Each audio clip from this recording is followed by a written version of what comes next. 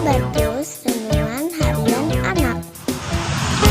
Anak-anak, coba lihat sekeliling kita. Luas sekali ya, luas sekali. Tapi kamu pasti tahu kan, ada yang lebih luas, lebih tinggi, lebih dalam. Apa itu? Kasih Allah. Gimana kamu dan saya menemukan kasih seperti itu? Kita. Yuk kita renungan apa dulu. Mari kita berdoa. Kami bersyukur saatnya belajar kitab Yeremia. Bapa, kami mohon belas kasihan anugerah pertolongan-Mu supaya kami mengerti firman-Mu dan menghidupinya. Dalam nama Tuhan Yesus kami berdoa bersyukur. Amin. Halo anak-anak, apa kabar? Yuk kita sama-sama belajar kitab Yeremia lagi. Mari kita buka pasal 25 ayat 15 sampai 38.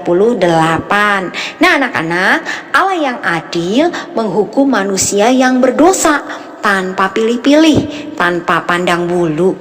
Banyak orang melihat bencana alam atau malapetaka besar tidak membeda-bedakan manusia.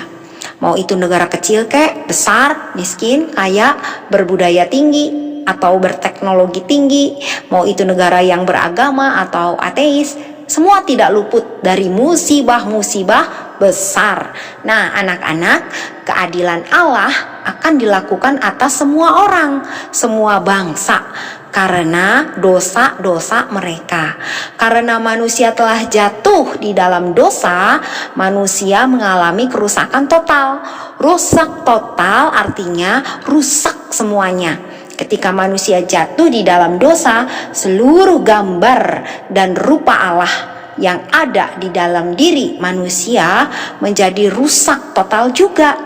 Kerusakan total berarti tidak ada satupun bagian dari diri manusia yang tidak tercemar oleh dosa. Pikiran kita, emosi kita, dan kelakuan kita, semua manusia telah dipengaruhi oleh dosa. Kerusakan total ini membuat manusia tidak dapat lagi menaati perintah Allah. Dan Alkitab mencatat semua orang, termasuk kamu juga saya ya, telah berdosa. Dan orang berdosa akan menerima keadilan Allah, hukuman kekal. Seperti yang dicatat di ayat 29. Yuk kita baca sama-sama. Sebab sesungguhnya di kota yang dinamai menurut namaku, aku akan mulai mendatangkan malapetaka. Apakah kamu akan bebas dari hukuman? Kamu tidak akan bebas dari hukuman. Sebab aku akan mendatangkan pedang atas segenap penduduk bumi. Demikianlah firman Tuhan semesta alam. Nah anak-anak, Nabi Yeremia mencatat bahwa penghukuman selalu dimulai dari umat Allah sendiri. Allah mengadili umatnya dengan keras.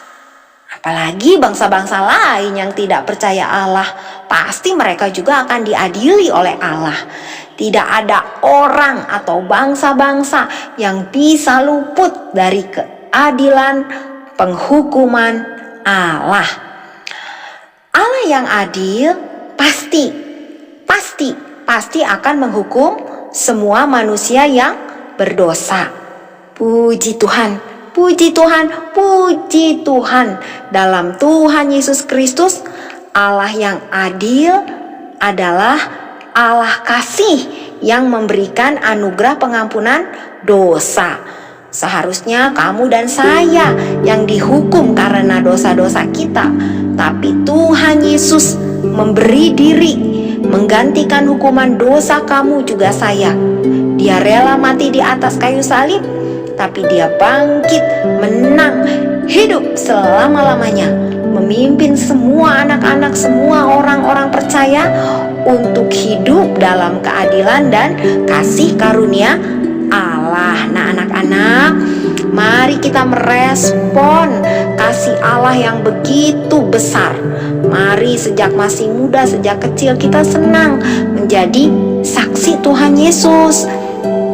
Ayo kita senang hidup kudus, hidup benar, supaya banyak orang mengenal Tuhan Yesus. Mari kita senang ceritakan Tuhan Yesus kepada orang tua, adik, kakak, teman-teman, dan banyak orang agar mereka yang belum percaya diselamatkan seperti kamu juga saya. Tetapi bagi yang sudah percaya, cerita tentang Tuhan Yesus menjadi pertumbuhan rohani yang indah di hadapan Allah. Puji Tuhan. Habatus, hidupku bagi Kristus. Nah, bagi anak-anak yang belum percaya Tuhan Yesus, maukah kamu mendapatkan kasih karunia Allah yang besar? Yohanes 14 ayat 6. Kata Yesus kepadanya, "Akulah jalan dan kebenaran dan hidup. Tidak ada seorang pun yang datang kepada Bapa kalau tidak melalui aku." Puji Tuhan, mari kita berdoa. Kami bersyukur kami adalah orang-orang yang sangat-sangat beruntung karena keadilan, karena kebenaran, karena kasih tercurah bagi kami. Terima kasih Tuhan Yesus atas pengorbananmu di atas kayu salib menggantikan hukuman dosa-dosa kami. Dan sekarang kami mau menyerahkan diri kami untuk hidup di dalam keadilan Tuhan, kebenaran Tuhan, kekudusan Tuhan, kasih karunia Tuhan, supaya sejak anak-anak hidup kami membawa banyak orang kepada kasih Tuhan Yesus Kristus. Ampuni kami jika kami masih terus melanggar peraturan Tuhan. Kasihanilah kami, tolonglah kami untuk hidup sesuai dengan panggilan Tuhan.